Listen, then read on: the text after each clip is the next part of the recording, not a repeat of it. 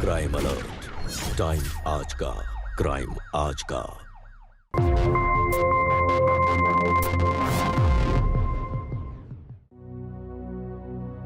नमस्कार, मैं Sudha Chandran crime alert के आज के इस एपिसोड में आप सबका स्वागत करती हूँ।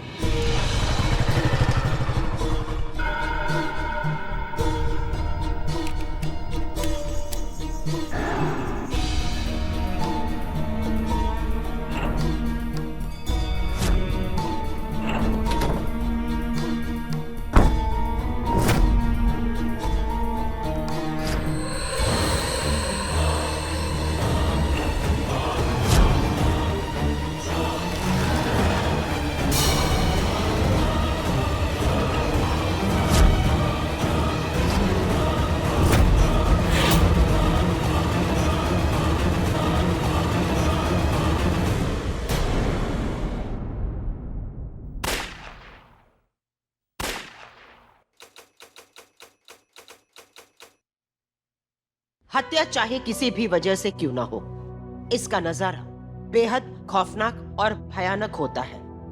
आखिर कोई भी इंसान खूनी इरादों को अंजाम कैसे दे सकता है? मौत का डर हर इंसान के अंदर पलता है, फिर भी कोई भी किसी के लिए मौत ही विकल्प क्यों चुनता है? आज की ये कहानी सिर्फ एक अपराध के बारे में नहीं है, बल्कि जिंदगी जीने की जायज जिद के बारे में भी। और जब जीने की जिद नाजायज लगने लगती है तो हमें उसकी भारी कीमत चुकानी पड़ती है, कभी अपराध की राह चुन के तो कभी अपराध की भेंट चढ़ के।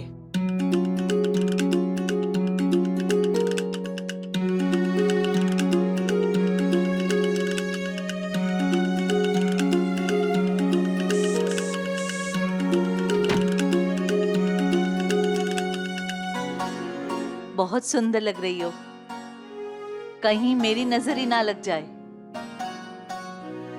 कहीं जा रही हो? हाँ, लेकिन आप फिक्र मत करिए, आपके बेटे के साथ जा रही हूँ। आज उन्होंने डिनर प्लान किया है ना मेरे लिए। मेरी विश लिस्ट में से एक विश तो पूरी होगी। मेरा बेटा तुम्हारी सारी विशेष पूरी करेगा, प्यार जो करता है तुमसे इतना।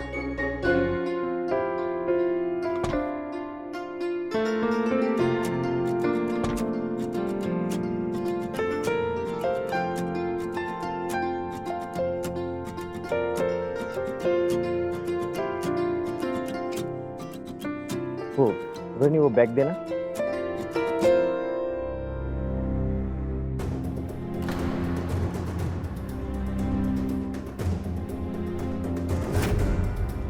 माँ, ये लो, इसमें आज के कलेक्शन का कैश है। तुम्हें पता है हमारी कंपनी का ना डिपॉजिट स्कीम बहुत ही पॉपुलर हो रहा है। इसे अच्छे से रख देना, कल बैंक में जमा करवा दूंगा। रख तो लूंगी, पर बहू को बुरा लग गया तो? कैश है। माँ, उसे हर बात का बुरा लगता है। खैर, अभी डिनर के लिए लेके जा रहा हूँ।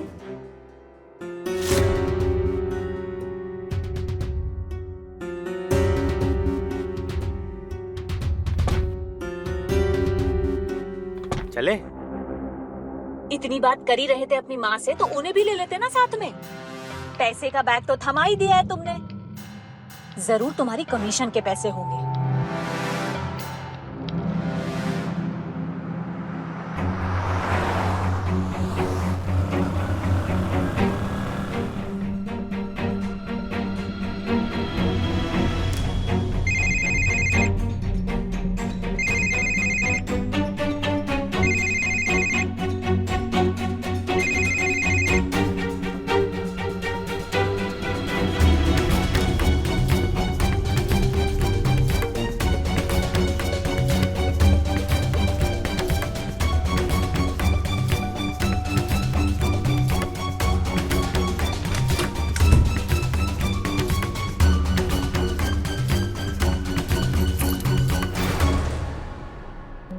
तुमने तो मुझे डरा ही दिया। अरे क्या माँ, तुम सच में बुड्ढी हो गई हो, अपने खुद के बेटे से डरती हो। खैर छोड़ो वो सब, मुझे बहुत जोरों की भूख लगी है, चलो खाना निकालो। हाँ चल, आजा फटाफट। वैसे माँ, आज भैया भाभी को देखकर ना मुझे बहुत खुशी हुई। दोपहर में फिर दोनों लड़ पड़े थे। कभी कभी ना मुझे इनके झगड़े से डर लगता है। ये बात बात में बहू को कुछ भी कहने की आदत बहुत बुरी है। वैसे आज भाभी भी काफी सुंदर लग रही थी, है कि नहीं? भगवान ने बहू को रूप तो बहुत दिया है, थोड़ी अक्ल भी दे देते ना तो अच्छा होता। वैसे माँ, ये सब्जी तुमने बनाई है? और नहीं तो क्या, तेरी भाभी खाना बनाती है। तुम्हारे हाथ की दाल, सब्जी और खीर सब एक जैसी लगती है। हाँ हाँ, दाल और सब्जी में मैं थोड़ी चीनी ज्यादा डाल देती हूँ। माँ थोड़ी नहीं, बहुत ज्यादा। आंखों का इलाज करवाना पड़ेगा। बस बस अब चुपचाप खाना खा ले। बस रोहिणी, बहुत हो गया। माँ के खिलाफ मैं एक शब्द भी नहीं सुनूंगा। अगर तुम्हें जाना है ना, अभी जाओ जाओ। सीधा बोलो ना, मुझसे छुटकारा चाहते हो तुम? हाँ, तलाक के पेपर्स क्यों नहीं बना लेते हो तुम? लेकिन इतना याद रखना ना, इतनी आसानी से पीछा नहीं छोड़ूंगी मैं तुम्हारा। बात को कहां से कहां लेके जा रही हो? तुम्हारे मन की बात तो कह रही हूँ मैं। और वैसे भी ये डिनर मेरी विश लिस्ट के हिसाब से प्लान नहीं हुआ था, बल्कि 1 महीने से तुम ये चाह रहे थे कि मैं कैसे भी करके उस घर की बुकिंग कैंसिल कर दूं। और जो कैश तुमने अपनी माँ जी को दिया है वो खाता धारकों का नहीं है, बल्कि तुम्हारी कमीशन का है। अच्छे से जानती हूँ मैं। अपनी माँ के कहने पे अपनी बहन के ससुराल वालों को देना होगा ना वो कैश। बताओ, अरे इन्हें तो अपनी बेटी का घर बसाना है, बहू का नहीं। कितना फालतू सोचती हो तुम। मुझे लगता है ना तुम्हें किसी पागलों के डॉक्टर को दिखाना पड़ेगा। यार हर बात का उल्टा मतलब। तुमने ना मेरी जिंदगी नर्क बना दी है। मन तो करता है कि क्या मन करता है तुम्हारा? हाँ, हमेशा तो अपने मन की करते हो तुम। और 5 साल हो गए, आज तक कोई भी विश लिस्ट की मेरी विश पूरी की है तुमने? नहीं की है। कहां से विश पूरी होगी तुम्हारी? तुम्हारे दिमाग में ना विष भरा हुआ है। अब तो बस तुमसे ना छुटकारा मिल जाए। दे दूंगी तुम्हें छुटकारा, छोड़ूंगी तुम्हें, लेकिन उससे पहले पूरे मोहल्ले में से भीख मंगाऊंगी। बहू ये क्या अनाप शनाप, अभी तुम बहुत गुस्से में हो। चलो अंदर। नाटक मेरे सामने मत करिए आप। और संभालना है ना तो पहले अपने बेटे को संभालिए, और थोड़ी तमीज भी सिखा देना इसे, जो कि आपने नहीं सिखाई है।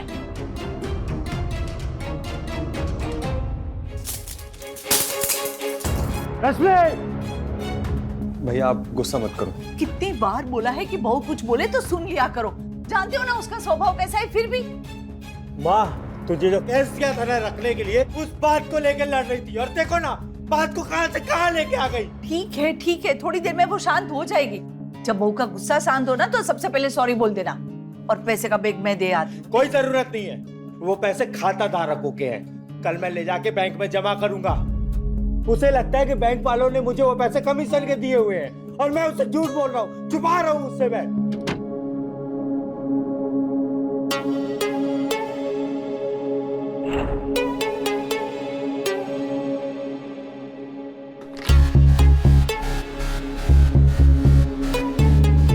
बहू ये लो पैसे।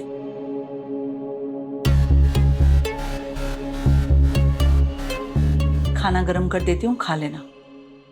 मैं जानती हूँ तुम लोग आधे रास्ते से लौट कर आए हो।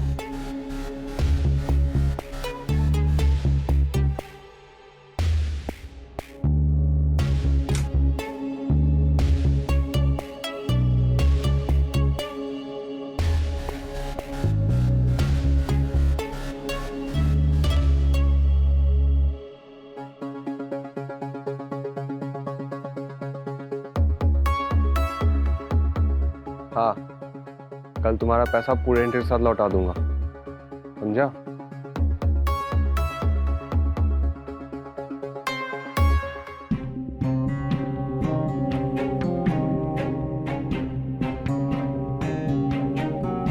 तुमने जो कैश अपनी माँ जी को दिया है ना, अच्छे से जानती हूँ खाता धारकों का नहीं, तुम्हारी कमीशन का है वो।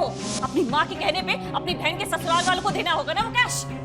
बताओ, अरे इन्हें तो अपनी बेटी का घर बसाना है, बहू का नहीं।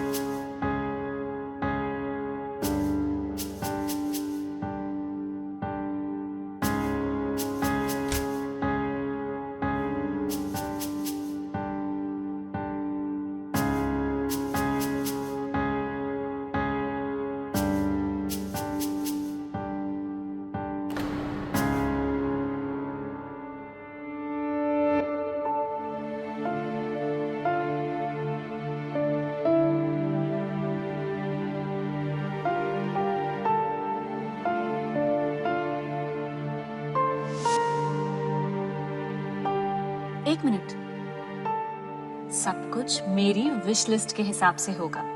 लो पढ़ लो। अच्छा, शादी के बाद पति ही मेरा प्रेमी होगा। नॉन रोमांटिक हस्बैंड को बनाऊंगी रोमांटिक। अच्छा, ठीक है।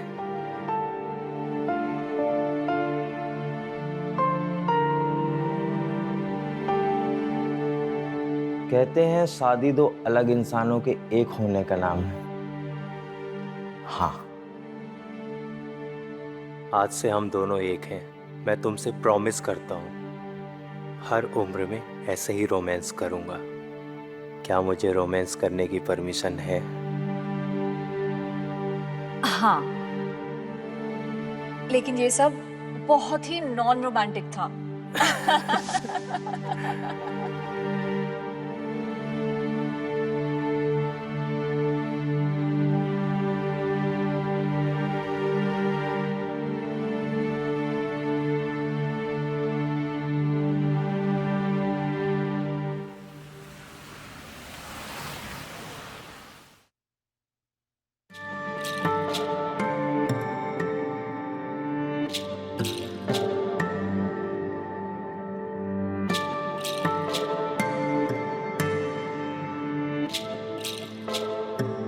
बहू सो रही है? उठ गई है, रेडी हो रही है। सोच रहा हूँ कुछ दिनों के लिए उसके भैया भाभी के घर पे छोड़ के आ जाऊं।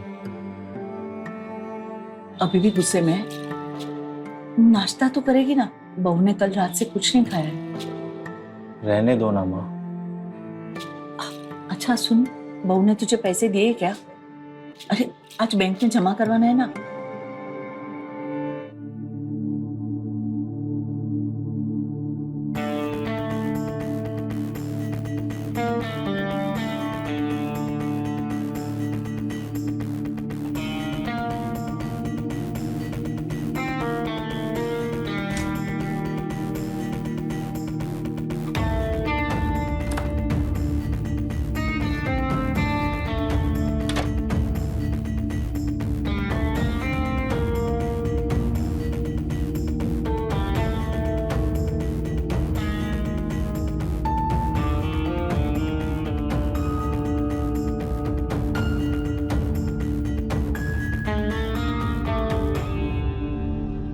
अच्छा सुनिए, आपका जो 5% बुकिंग अमाउंट है वो कितने का है?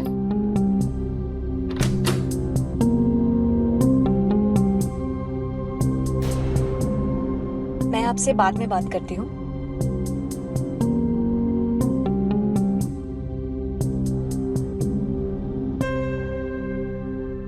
ये लो लो, तुम्हारी बातों पे भरोसा करके कि ये पैसा खाता धारकों का है, कमीशन का नहीं, तुम्हें दे रही हूँ।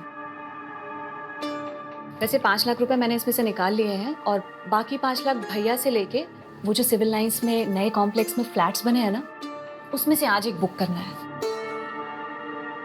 बहुत अच्छी सुविधाएं हैं वहां पर। पता है वहां पे एक नहीं 2-2 गार्डन्स हैं, club house, swimming pool, indoor games, क्या कुछ नहीं है।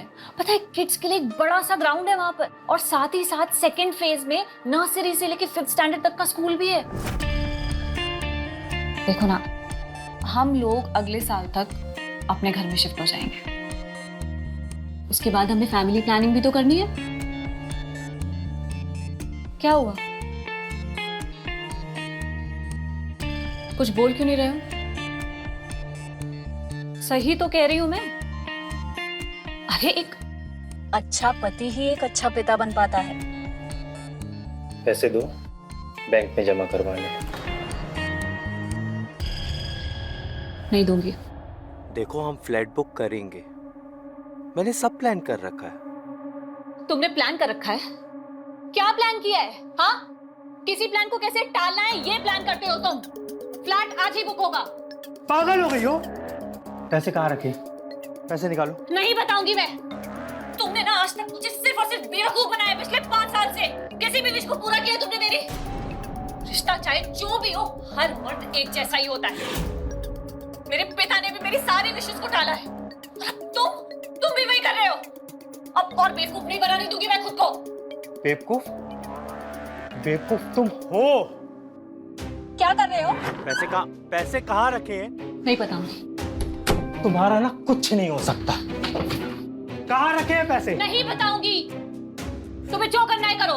अपनी विश लिस्ट के चक्कर में ना तुमने सबकी जिंदगी नर्क कर रखी है।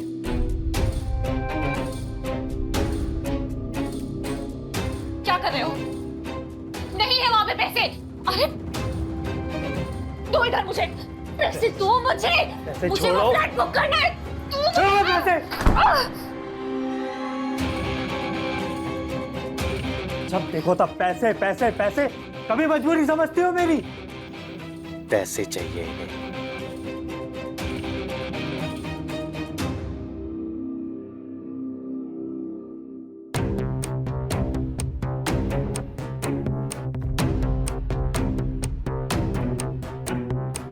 रमेश,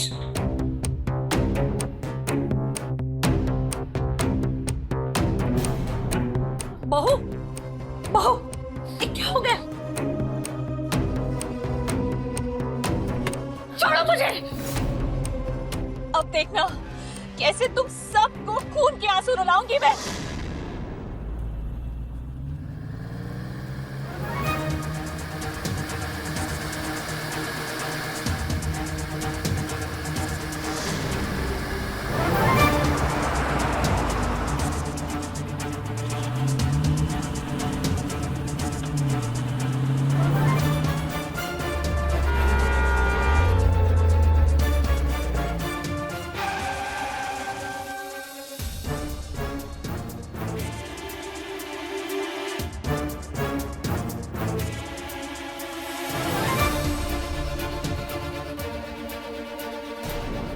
ए, छोड़ छोड़।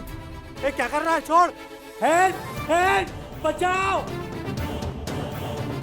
हेल्प हेल्प, बचाओ। ए, छोड़। अरे कोई मदद करो। छोड़। हेल्प, बचाओ बचाओ। हेल्प। छोड़ छोड़। छोड़। Help help help.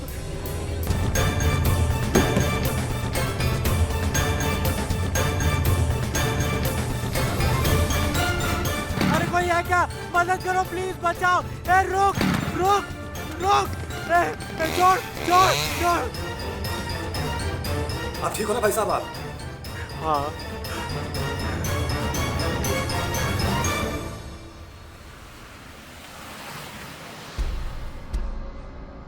रमेश, ये क्या हो गया? ये चोट कैसी लगी? अरे कुछ नहीं माँ, बताता हूँ। आ जाओ, बैठो। कैसे चोट लगी? क्या हो गया तुझे? अरे कुछ नहीं माँ, बैंक गया था ना पैसे जमा करने, वहाँ 2 गुंडे मिल गए थे। छीना झपटी में थोड़ा चोट लग गई, पर चिंता की कोई बात नहीं है, पैसे सेफ है, मैंने बैंक पे जमा करवा दिए। कहीं बहू ने तो तुम्हारे चाहते ही बहू ने गुस्से में किसी को फोन किया था? माँ वो बदतमीज है, जिद्दी है, पर इतनी बुरी नहीं है कि मेरे पीछे गुंडे लगा दे। वैसे है कहाँ, दिख नहीं रही। इतना कुछ सुनाने के बाद क्या वो घर में रुकती? मुझे भला बुरा सुना के खुद अपने भाई के घर चली गई। कोई बात नहीं, मैं अभी जाके ले आता हूँ।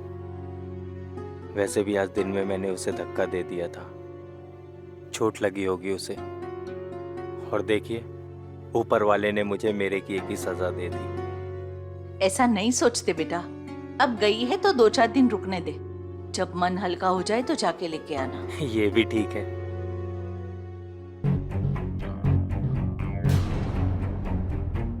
अरे अब तुझे क्या हो गया? अरे कुछ नहीं माँ, चलते चलते पैर मुड़ गया था, मोच आ गई, ठीक हो जाएगा। तुझे तो पता ही है, बेढंगा चलने की आदत है मेरी। ये भैया को क्या हुआ?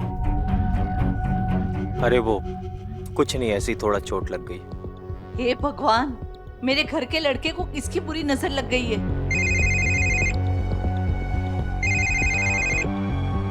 माँ 1 मिनट। हाँ। हेलो, मीठानगर पुलिस स्टेशन से इंस्पेक्टर नित्या पाठक बोल रही हूँ। आप पुलिस स्टेशन आ जाइए प्लीज। Police station? क्यों? आपकी वाइफ ने आपके खिलाफ कंप्लेन किया है।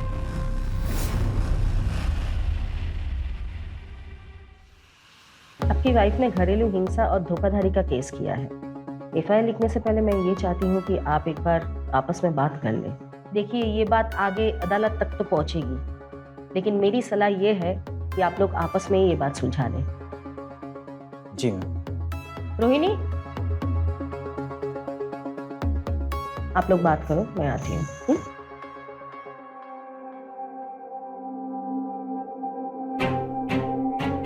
कैसा लग रहा है पुलिस स्टेशन में आकर तुम्हें? शुक्र मनाओ कि सिर्फ तुम्हें जेल की हवा खिलाने जा रही हूँ, वरना मैं चाहती तो तुम्हारे माँ और भाई को भी इस हाल में ला सकती थी। रोहिणी देखो, तुम ये गलत। यार एक बात बताओ, हम लोग अपने घर के मैटर को क्या कोर्ट कचहरी में डिस्कस करेंगे? रोहिणी प्लीज कंप्लेंट वापस ले लो, हम लोग आपस में सुलझा लेंगे ना। आज सुबह जो हुआ उसके लिए मैं तुमसे हाथ जोड़ के माफी मांगता हूँ। 5 साल हो गए हमारी शादी को रमेश, तुम हमेशा ऐसे ही करते हो मेरे साथ, और मैं हमेशा माफ करती आई हूँ तुम्हें। कभी मेरी जरूरतों के लिए समझौता किया है तुमने? नहीं किया है। हमेशा माँ, भाई, काम और वो अपनी शादीशुदा बहन के लिए किया है जो किया है। मुझसे ज्यादा तुम्हें अपनी बहन की जरूरतों की फिक्र है। अरे मेरा भाई भी तो है, पता है वो मुझसे ज्यादा अपनी पत्नी की फिक्र करता है, और मुझे खुशी होती है। यार रोहिणी, तुम्हें अच्छे से पता है मेरे अकेले की गलती नहीं है, तुम्हारी भी तो गलती है। तुम भी तो छोटी छोटी बातों को तिल का ताड़ बना देती हो। अभी तुम्हें अच्छा लग रहा है मुझे यहाँ ऐसे देख के? हाँ, अच्छा लग रहा है। अरे रुको रुको बहू, ये क्या कह रही हो? बेटा, अपनी बहन को समझाओ ना। मेरी बहन ने कुछ गलत नहीं किया, और जीजा जी ऐसे कैसे कर सकते हैं? ऊपर से हाथ उठाते हैं वो। देखो बेटा, ऐसा कुछ नहीं है, तुम्हें जरूर कोई गलतफहमी हुई है। बहू, मैं तुम्हारे आगे हाथ जोड़ती हूँ, केस वापस ले लो, वापस ले लो केस। और मैंने कुछ पैसे जमा करके रखे घर की बुकिंग के लिए, वो मैं पैसे दे दूंगी। ऐसे घर थोड़ी ना बसता है, केस वापस ले लो। रोहिणी, ये वो लोग हैं जिनके साथ तुम 5 साल से रह रही हो। एक मौका दे के देख लो। वैसे मैं भी एक औरत हूँ, बहुत सारी खुशियाँ महसूस करने के लिए होती है, हासिल करने के लिए नहीं। और घर तो तब बनता है जब औरत खुद को टूटने नहीं देती, है ना? मैं ये नहीं कहती कि अन्याय को बर्दाश्त करो, लेकिन इतना ख्याल रखना चाहिए कि न्याय का रास्ता अन्याय ना हो। डोमेस्टिक वायलेंस एक संगीन जुर्म है, जो इल्जाम तुम अपने पति पर लगा रही हो। आगे तुम्हारी मर्जी। उस दिन रोहिणी ने केस वापस ले लिया। रमेश ने भी वादा किया कि वो कभी गुस्सा नहीं करेगा। माँ ने अपनी सारी जमा पूंजी देकर घर की बुकिंग कर दी। पारिवारिक माहौल अचानक से ठीक हो गया था। रोहिणी ने भी अपनी शिकायतें, अपनी लड़ाइयां कम कर दी और पहले से ज्यादा खुश नजर आने लगी। रमेश और रोहिणी के बीच पति पत्नी वाला प्यार और अंडरस्टैंडिंग लौट आया। लेकिन अचानक एक दिन एक सच पर से ऐसा पर्दा उठा कि पूरे परिवार में हड़कंप मच गया।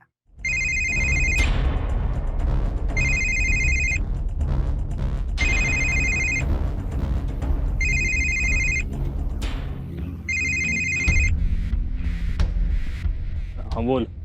अरे यार कितना टाइम लगाता है फोन उठाने में? बोलना क्या हुआ? सुन भाई, आज फिर से ना कैश जमा करने बैंक जाने वाला है। इस बार अपना प्लान फेल नहीं होना चाहिए, समझा? तेरा भाई बहुत जीवट इंसान है यार, उससे पैसा छीनना आसान नहीं होगा। अरे तो इस बार डराने के लिए असली सामान किराए पे ले लेते हैं। अबे पागल है क्या? गलती से चल बोल गए तो? अरे बस हवा में फायरिंग करेंगे डराने के लिए, और सामान मेरे पास रहेगा। तुझे जितना बोला है ना उतना ही कर, समझा? ठीक है, आता हूँ। हाँ ठीक है, मैं भी निकलता हूँ, बाय।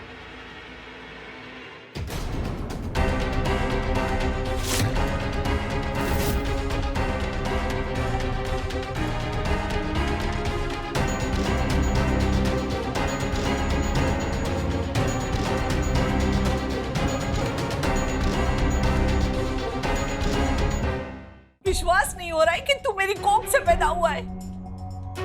अपने भाई को लुटने की साजिश कर रहा है। कर नहीं रहा है माँ, एक बार कोशिश कर चुका है। ये दिन देखने से पहले मैं सच में अंधी हो जाती, मर कब जाती तो अच्छा होता। आप लोग पुलिस को फोन लगा रहे हो या मैं लगा दूं? नहीं बो, पुलिस को नहीं, इसकी पूरी जिंदगी बर्बाद हो जाएगी। तुम दोनों माफ कर दो इसे, आगे से कभी कुछ ऐसा नहीं करेगा। सांप को अगर आस्तीन में पालोगे ना तो एक दिन जहर हलक में उतार देगा। अब देखो, या तो ये इस घर में रहेगा, और अगर रहेगा तो पुलिस आएगी और ये जेल जाएगा। माँ, इसे बोल दे यहाँ से चला जाए, और जब तक हम लोग नए घर में शिफ्ट नहीं हो जाते इस घर के आसपास भी ना दिखे। नहीं बेटा, ऐसा मत कर। ये नालायक कुछ काम धाम तो करता नहीं है। इसे रहने दे यहाँ पे। इसकी जिम्मेदारी मैं लेती हूँ ना। माँ सुनो, या तो तुम इसे इस घर से निकालोगे या फिर पुलिस आएगी और इसे जेल लेकर जाएगी। घर या जेल, तुम्हें फैसला करना है।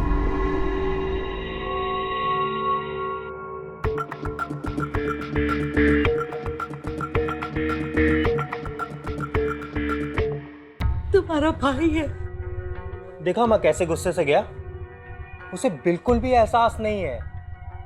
माँ, उसे महसूस होना चाहिए। ये गलती माफ करने लायक नहीं है।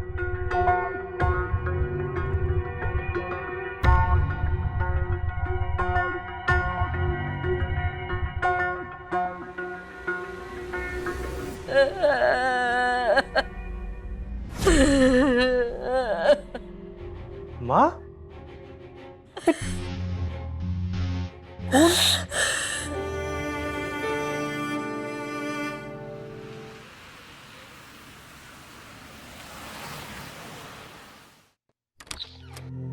देखिए, मैंने आपकी मम्मी की आंखों का चेकअप कर लिया। उनकी दोनों ही आंखों में मोतियाबिंद है जो पक चुका है। अगर हफ्ते भर के अंदर ऑपरेशन नहीं हुआ तो रेटिना डिटैच हो सकता है, फिर आंखों की रोशनी भी जा सकती है। वैसे डॉक्टर साहब, ऑपरेशन का खर्चा कितना आएगा? यही 1.5 लाख रुपए तक आएगा अगर बेटर क्वालिटी के लेंस लगवाएंगे। क्या कहा डॉक्टर ने? कोई चिंता की बात तो नहीं है ना? कुछ तो बोलो, मुझे तो बता ही सकते हो।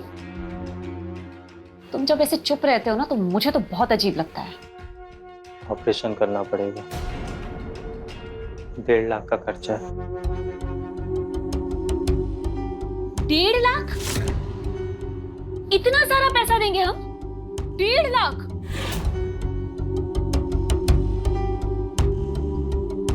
देखो, हमारे घर के पीछे ग्राउंड है ना, वहां पे हर 3 महीने में सीनियर सिटीजन्स के लिए कैंप लगता है। माँ जी का मोतियाबिंद का ऑपरेशन वहां फ्री में हो जाएगा, वहीं से कराएंगे ऑपरेशन। डॉक्टर ने कहा है ऑपरेशन 1 हफ्ते के अंदर करना पड़ेगा, वरना। अरे डॉक्टर की क्यों सुनते हो तुम? डरा के कमाते हैं वो, इलाज करके नहीं। मेरे फूफा जी को भी पता नहीं क्या क्या भूलो मत, माँ ने अपनी सारी जमा पूंजी हमें हमारे घर के लिए दे दी थी। हमारा फर्ज बनता है। हमारी समझदारी भी तो कुछ बनती है कि नहीं? जो काम बिना पैसे के हो सकता है उसके लिए इतने सारे पैसे लुटाने हैं तुमको। और शायद तुम भूल चुके हो, इस महीने हमें 5% की एक्स्ट्रा पेमेंट करनी है। अरे तो पेमेंट अगले महीने कर देंगे इंटरेस्ट के साथ।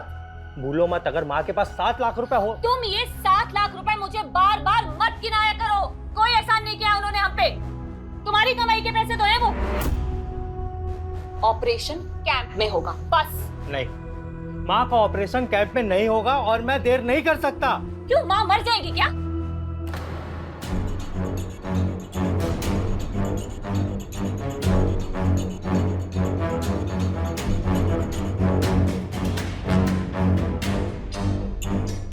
बेटा, बहू ठीक ही तो कह रही है। मैं मर भी जाऊं तो क्या बिगड़ जाएगा? कैंप लगेगा तब ऑपरेशन करा लेंगे,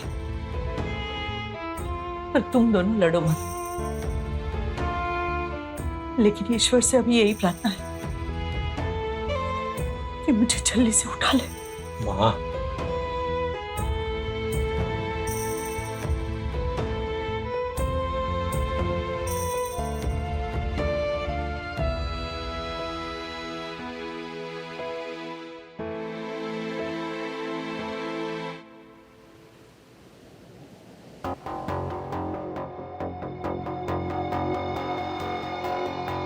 सारा किया करा बेकार हो गया भाई। सामान का भी इंतजाम हो गया और साला काम भी नहीं हुआ।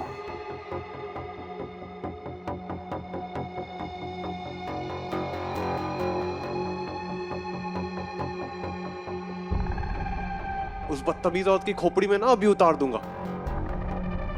फांसी हो जाएगी भाई। भाई ऐसे काम के लिए ना प्लानिंग की जरूरत होती है। अरे फ्लॉप हो गया यार प्लान अपना। करते हैं कुछ बढ़िया प्लान और करते हैं तुम्हारी रोहिणी जी का काम तमाम।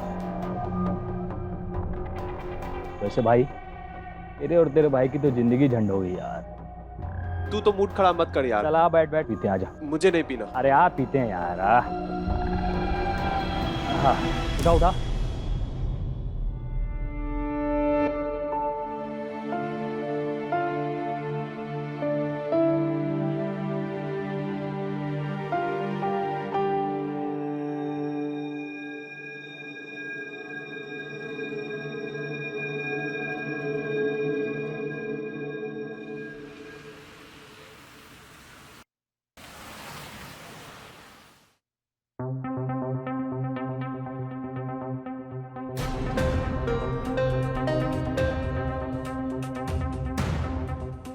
अच्छा सुनो, नाश्ता तैयार है?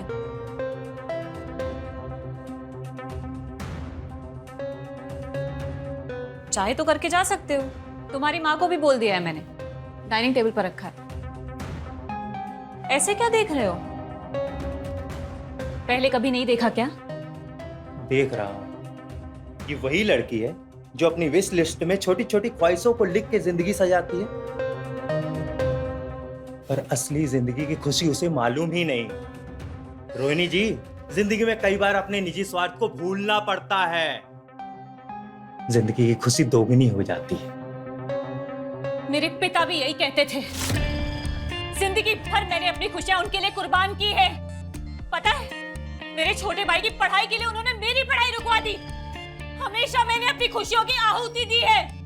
जिंदगी भर समझौते किए, सिर्फ समझौते। तुम्हारे साथ भी वही कर रही हूँ, समझे? लेकिन अब नहीं।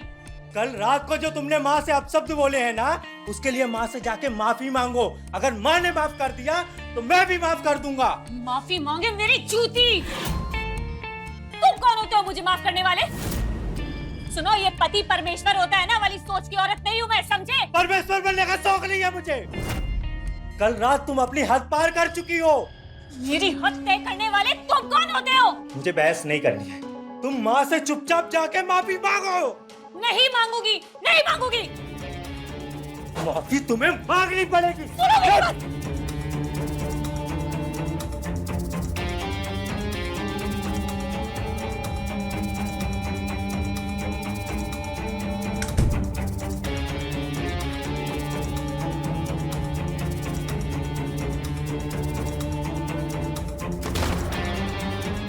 माफी मांगो, नहीं तो मेरे से कुछ अनर्थ हो जाएगा। नहीं मांगूंगी माफी, नहीं मांगूंगी माफी, नहीं मांगूंगी। चल हट। रोहिणी,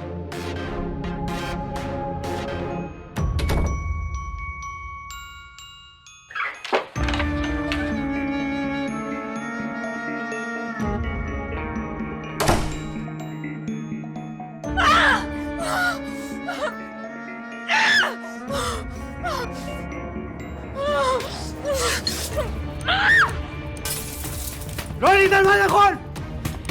रोहिणी, रोहिणी दरवाजा खोलो। बेटा, तुम्हें मेरी कसम।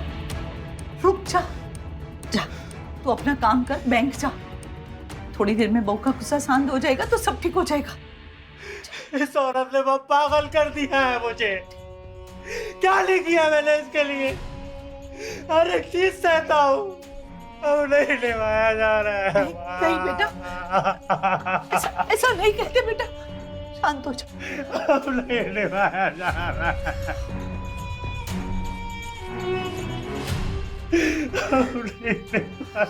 शांत हो जाओ, ऐसा नहीं कहते, सब ठीक हो जाएगा, सब ठीक हो जाएगा, सब ठीक हो जाएगा।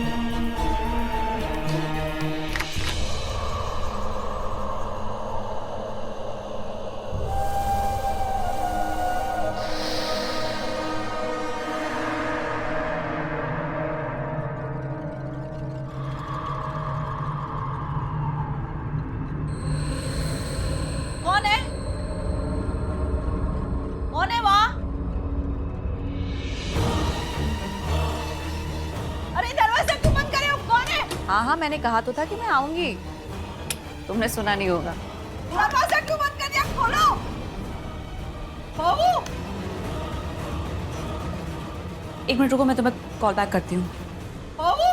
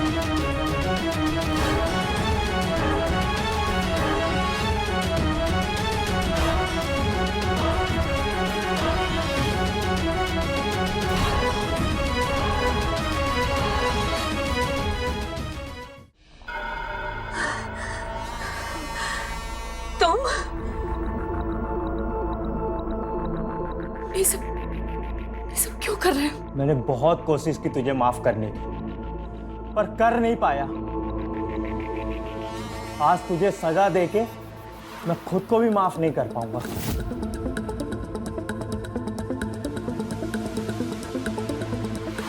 ये है ना तेरी विश लिस्ट वाली डायरी?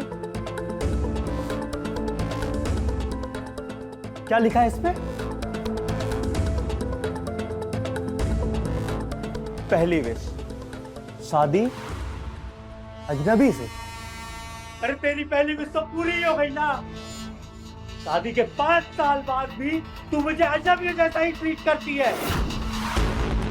दूसरी विश, रोमांस पति के साथ कश्मीर की वादियों में। हा? अरे पहली रात से कोशिश कर रहा हूं, पर तुझे मैं हमेशा रोमांटिक ही लगा। प्लान किया था कश्मीर जाने का, पर तुझे पता है उसी साल पिताजी की मौत हो गई। फिर कब से चल रहा है, आज तक चलता ही आ रहा है। तीसरी विश क्या है? शादी के दूसरे साल एक बंगला बने न्यारा। हा? अरे कोशिश तो कर रहा हूं, अब नहीं कर पाया तो क्या करूं? मेरे सर में मेरी बहन की भी जिम्मेदारियां थी। तेरा पति होने के साथ साथ मैं किसी का भाई भी हूं। क्या ये जिम्मेदारियां मायने नहीं रखती हमारे जीवन में? हा?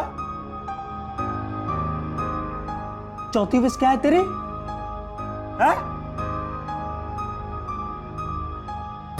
शादी के 5 साल बाद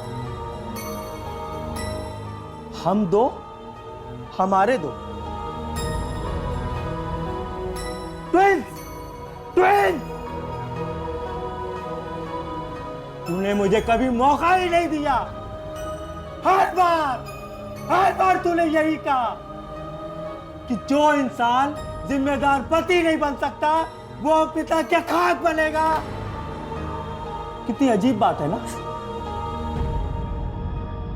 तू अपनी विश पूरी करने के चक्कर में मेरी जिंदगी में जहर घोलती गई और मैं तेरी सारी विश पूरी करने के लिए कोशिश करता रहा पर हर बार असफल हुआ। क्या करूं? ये तेरी विश लिस्ट वाली डायरी है ना, इसमें आज मैंने भी एक विश लिखी है। सुनाऊं? हाँ? जिएंगे तो तुम्हारे साथ और मरेंगे तो तुम्हारे साथ। सारे फसाद की जड़ ये डायरी ही है ना? हाँ? आज इसे ही जला के खाक कर दूंगा।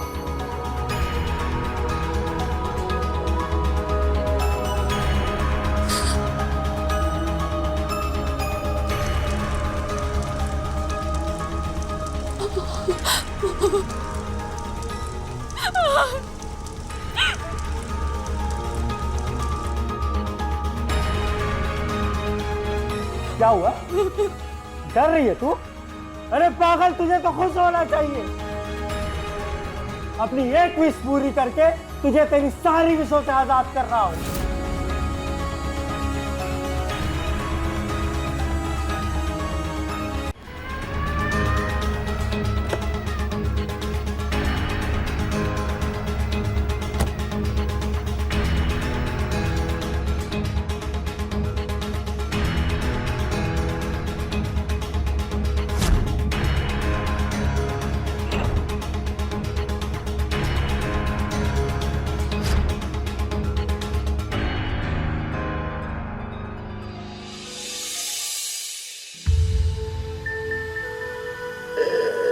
माँ, भैया बहुत अच्छे आदमी थे माँ। वो तो सिर्फ माफ करना जानते थे और मैंने भैया से ही पैसे लूटने की कोशिश की। मैम, अगर मैंने भैया की जिम्मेदारी को थोड़ा सा भी बांटा होता ना, तो आज वो भाभी की सारी विश पूरी कर पाते और शायद भैया और भाभी में कभी झगड़ा नहीं होता माँ। और आज भैया और भाभी जिंदा होते माँ। मेरी बहू बिल्कुल बुरी नहीं थी। उस दिन झगड़े के बाद जब रमेश बैंक गया तो उसने मुझसे माफी मांग ली थी। मुझे माफ कर दीजिए माँ जी, मैंने आपको ना जाने क्या क्या अनर्थ बोल दिया। मुझे माफ कर दीजिए, मैं बहुत बुरी हूँ। नहीं, तू बिल्कुल बुरी नहीं है। मैं माँ हूं ना। और पता है, भगवान जब रूप ज्यादा दे देना तो अक्ल देने में कंजूसी कर ही लेता है ना? जुर्म का ना कोई अपना चेहरा होता है और ना ही उसका अपना कोई स्वभाव। जुर्म हमेशा जिंदगी में और जिंदगी के आसपास हो रही उथल पुथल का ही नतीजा है। जब हम अपनी जिंदगी में अपने मन के खिलाफ उपजी परिस्थितियों को नहीं संभाल पाते तो अक्सर कड़वाहट घर कर जाती है और फिर ये जुर्म की शक्ल इख्तियार कर लेती है। रोहिणी और रमेश के साथ भी कुछ ऐसा ही हुआ। दोनों ही एक दूसरे के मन के खिलाफ वाली परिस्थितियों को नहीं संभाल पाए और एक साधारण अनबन से शुरू हुई यह घटना दोनों के लिए मौत का कारण बन गई। अगर आप भी ऐसी परिस्थितियों से गुजर रहे हैं तो अलर्ट रहिए, क्योंकि हो सकता है कि ऐसी परिस्थितियां आपके मन में जुर्म का कोई चेहरा गढ़ रहा हो। इसी के साथ मैं सुधा चंदन आपसे विदा लेती हूँ। फिर मिलेंगे क्राइम अलर्ट के नए एपिसोड में एक नई कहानी के साथ। तब तक सतर्क रहें, सुरक्षित रहें। क्राइम अलर्ट, डरना नहीं, मिटाना है। जय हिंद।